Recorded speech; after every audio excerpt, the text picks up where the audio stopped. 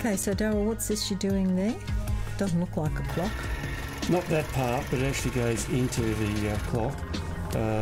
The clock, as you can see there, that's got a bit of a crack in it that we needed to stabilise. The traditional way is a bow tie, and I thought, oh, instead of a bow flight, let's use a butterfly, and that just holds those two sides of the gap in there together so it doesn't splay out and just stabilises it.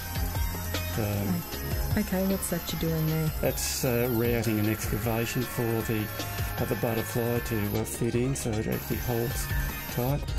So is the butterfly a piece of myrtle burl as well? No, that's actually Queen Ebony.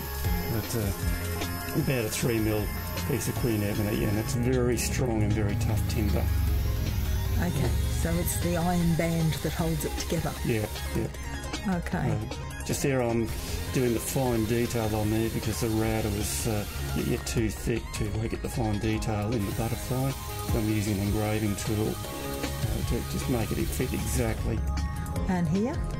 So we're starting the sanding run now, so that's a very coarse 80 grit sanding. That's mainly a shaping one to get all the rough bits and pieces out so that we've got a good foundation to work from. And looking hard there, found a piece that we needed to rework.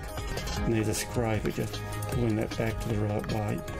So you're changing paper, did it wear down, or you're changing the grit? Just changing the grit to a finer grit. This is 120 of woodwork sanding pad, so we're just stepping up from 80 to 120, and we do that several times through the process. Okay. Is it all that yellow sandpaper that you use? No, this is white sandpaper, which is painter's grade, so I went to 120 on that and then stepped up to 240.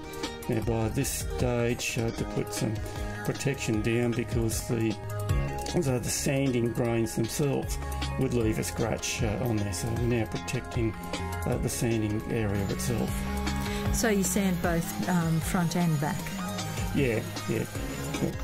Now we're going even higher, so this is about a 400 wet and dry, which is really fine. That I can see the swirls coming through, the grain in it coming up now, beautifully. Yeah, and that's what happens when you go finer and finer, more of the detail.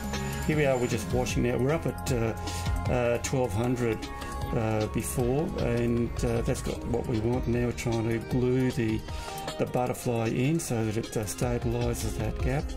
It's using some high strength craft glue. Okay, so I see that there's like paper on the top of it now. Is that going to stay, or what's going to happen? Just pull all of that back. So we just clamp it now so that the glue dries, and then when the glue dries, we come back and finish it. Okay.